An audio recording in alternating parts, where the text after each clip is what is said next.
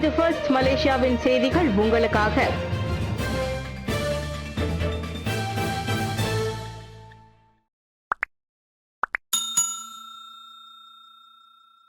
அதிகரித்து வரும் சுகாதார செலவுகளை சமாளிக்க புதிய அமைச்சரவை குழு.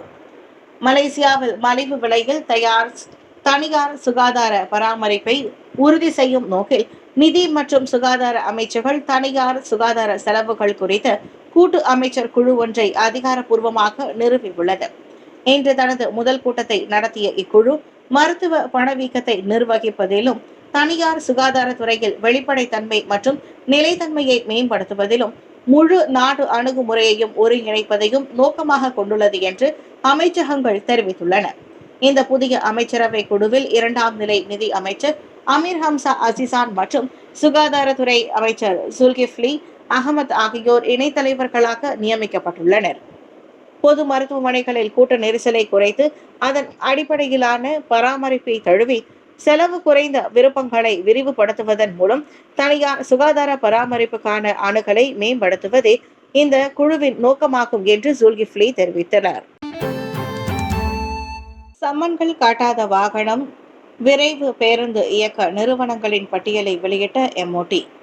சாலை பாதுகாப்பு குறித்த அலட்சிய மனப்பான்மையை எதிர்நோக்கும் வண்ணம் நாட்டில் அதிக எண்ணிக்கையிலான சம்மன்களை செலுத்தாமல் இருக்கும் சரக்கு வாகனம் மற்றும் விரைவு பேருந்து இயக்க நிறுவனங்களின் பட்டியலை போக்குவரத்து அமைச்சு இன்று வெளியிட்டுள்ளது. பயணிகளின் பாதுகாப்பை புறக்கணிக்கும் செயல்பாட்டு நடைமுறைகளை உடனடியாக சரி செய்ய அனைத்து போக்குவரத்து நிறுவனங்களுக்கும் கடுமையான எச்சரிக்கை விடுக்கும் வண்ணம் இந்நடவடிக்கை மேற்கொள்ளப்பட்டது என்று அமைச்சர் அந்தோனி லுக் கூறியுள்ளார். மொத்தம் 11 சரக்கு வாகன இயக்க நிறுவனங்கள் 1000க்கும் மேற்பட்ட சம்மன்கள் இன்னும் செலுத்தாமல் இருப்பதோடு 17 விரைவு பேருந்து இயக்க நிறுவனங்கள் 200க்கும் மேற்பட்ட சம்மன்களை செலுத்தாமல் இருக்கின்றன என்று அவர் மேலும் தெரிவித்தார். சம்பந்தப்பட்ட அனைத்து நிறுவனங்களும் அறிவிப்பு வெளியான நாளிலிருந்து 14 நாட்களுக்குள் கட்டப்படாமல் இருக்கும் சம்மன்களை தீர்க்க வேண்டும் என்று லோக் விளக்கியுள்ளார். துணை சட்டத்தின் கீழ் மலேசிய அடையாள கார்டுகளை பாகிஸ்தான் பிரஜைகள் பெறுவதாக குற்றச்சாட்டு. மலேசிய அடையாள கார்டுகளுக்கு விண்ணப்பிக்கும் பாகிஸ்தானிய குடிமக்கள் இன்று குற்றம் சாட்டப்பட்டவர்களில் ஒருவரை தவிர அனைவரும் மலேசிய குடிமக்கள் என்று தேசிய பதிவுத்துறை JPN தெரிவித்துள்ளது. சபாவின் தேசிய பதிவுத்துறை அலுவலகம் எப்போதும் அடையாள கார்டுகளுக்கு விண்ணப்பிக்கும் பாகிஸ்தானியர்களால் நிரம்பி உள்ளது என்று புகார்கள் வந்ததாக தேசிய பதிவுத்துறை இன்று வெளியிட்ட அறிக்கையில் தெரிவித்துள்ளது. 2019ஆம் ஆண்டில் முதலில் ஆன்லைனில் பரவிய இந்த குற்றச்சாட்டு இப்போது மீண்டும் எழுந்துள்ளது. இந்த குற்றச்சாட்டுகள் கேள்விக்குரிய அடையாள அட்டைகளின் படங்களுடன் இருந்தன. மேலும் தனக்கு சொந்தமான பிறப்பு சான்றிதழுடன் அடையாள கார்டுகளுக்கு விண்ணப்பித்ததற்காக முகமது இசாத் அபீத் மீது நடவடிக்கை எடுக்கப்பட்டுள்ளது என்று தெரிவிக்கப்பட்டுள்ளது. அந்த நபருக்கு எதிராக அரசு தரப்பு துணை வழக்கறிஞர் சட்ட நடவடிக்கைக்கு உத்தரவிட்டுள்ளார். அந்த நபரிடம் இருந்து ஒப்புதல் வாக்குமூலங்கள் பெறப்பட்ட பிறகு அடையாள அட்டை பறிமுதல் செய்யப்பட்டது. ஷா அலாமில் வெள்ளப்பெருக்கு ஏற்படுவதற்கு கழிவு நீர்தான் காரணம் மறுக்கும் IWK. ஷா அலாமில் உள்ள தாவன் ஸ்ரீ மூடா குடியிருப்பு பகுதியில் ஏற்பட்ட வெள்ளத்திற்கு கழிவு நீர்தான் காரணம் எனும் கூற்றை IWK முற்றிலும் மறுத்துள்ளது. கிடைக்கப்பெற்ற புகாரின் அடிப்படையில் IWK செயல்பாட்டு குழு நடத்திய ஆய்வில் வடிகால்களிலும் பள்ளங்களிலும் நீர் நிரம்பி வழிவதற்கு முக்கிய காரணம் மோசமான பராமரிப்பு தான் காரணம் என IWK தெரிவித்துள்ளது.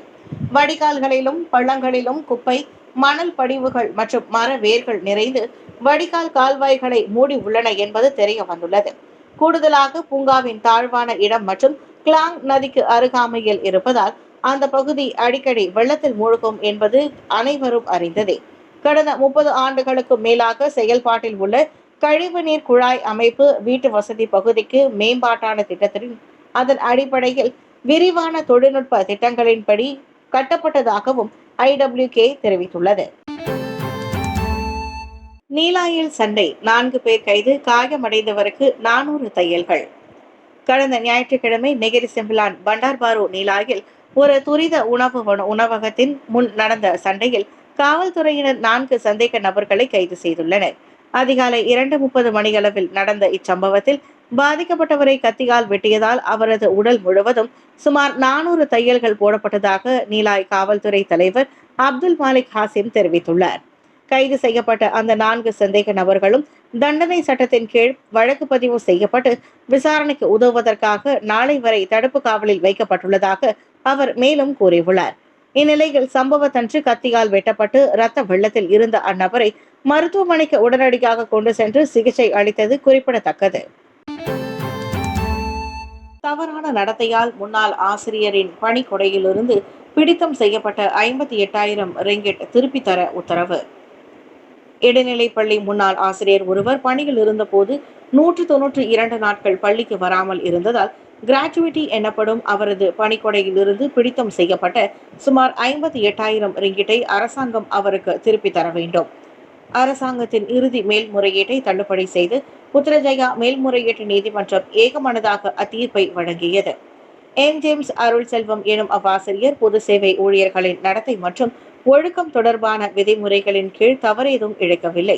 எனவே அருள் செல்வத்திற்கு சாதகமாக இதற்கு முன் உயர்நீதிமன்றம் தீர்ப்பளித்ததில் தவறில்லை என நீதிபதி சுபாங்லியான் தலைமையிலான 3 பேர் கொண்ட அமர்வு தீர்ப்பளித்தது. தவிர குற்றச்சாட்டுக்கு பதிலளிக்க பிரதிவாதிக்கு காரணம் கோரும் கடிதம் வழங்கப்படவில்லை என்பதால் செலவு தொகையாக 10,000 ரிங்கிட்டை அரசாங்கம் செலுத்த வேண்டும் என்றும் உத்தரவிட்டது. ஸ்லாங்கூர் செமிங்சேவில் உள்ள SM எங்கு ஹுசைன் பள்ளியில் கடைசியாக பணியாற்றிய 64 வயதான அருள் செல்வத்திற்கு மருத்துவ கோளாறு இருப்பது கண்டறியப்பட்டு அவரது உடல்நலக்குறைவு காரணமாக ஒரு பிரத்யேக சூழ்நிலையாக அவர் வகைப்படுத்தப்பட்டார். இந்நிலையில் 2017ஆம் ஆண்டின் தொடக்கத்தில் அவருக்கு வாரத்தில் 2 அல்லது 3 நாட்களுக்கு 6 நேரங்கள் மட்டுமே ஒதுக்கப்பட்டன. அதாவது அந்த நாட்களில் மட்டுமே அவர் பள்ளியில் இருக்க வேண்டியிருந்தது. பின்னர் அருள் செல்வம் 2018ஆம் ஆண்டின் பிற்பகுதியில் விருப்ப அடிப்படையில் ஓய்வு பெற முடிவு செய்தார். இருப்பினும் பள்ளியின் முதல்வர் அருள் செல்வம் 192 நாட்கள் பள்ளிக்கு வரவில்லை என கூறி அவர் மீது ஒழுங்கு நடவடிக்கைகளை தொடங்கினார்.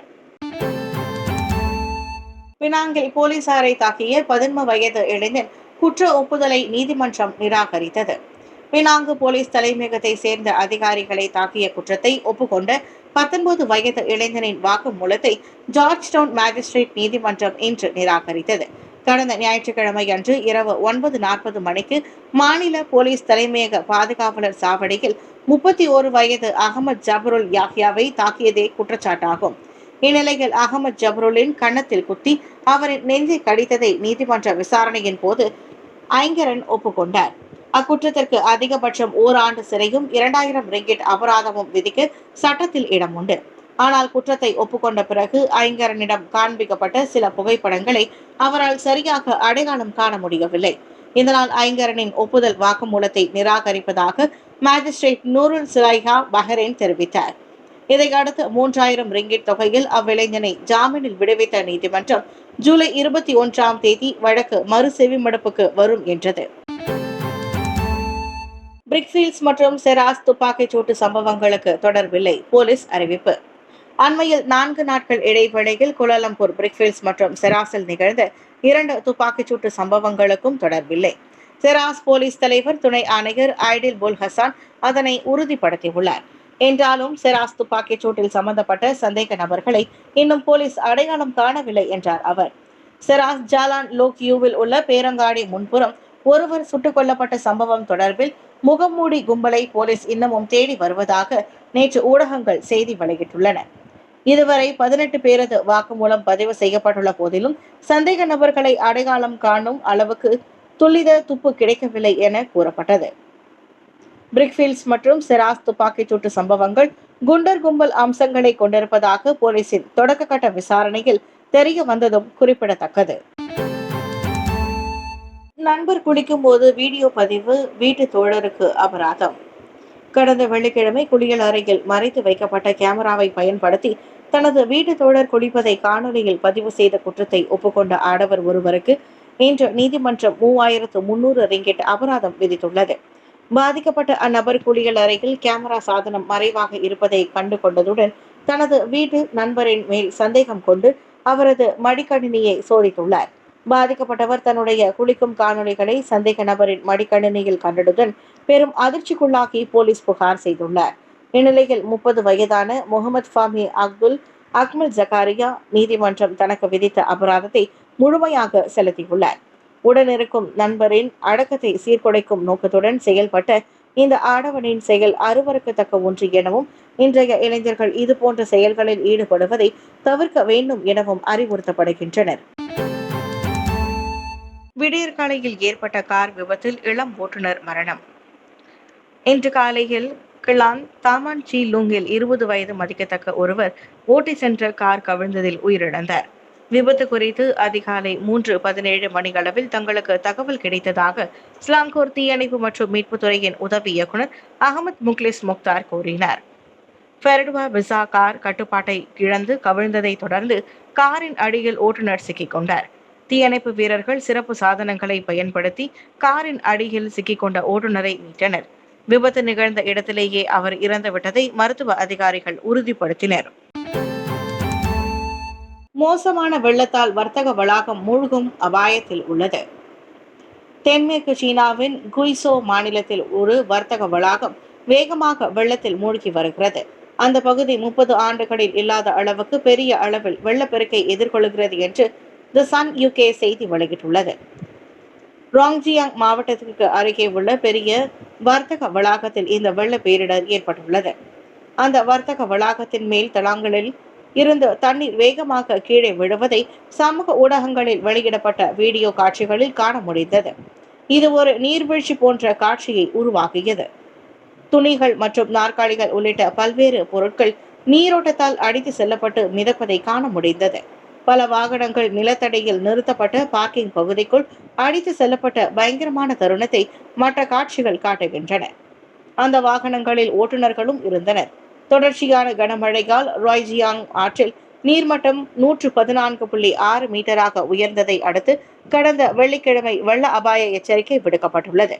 சுமார் 3 லட்சம் மக்கள் வசிக்கும் அந்த பகுதியில் கடந்த 30 ஆண்டுகளில் முதல் முறையாக பெரிய அளவில் வெள்ளப்பெருக்கை சந்தித்துள்ளது.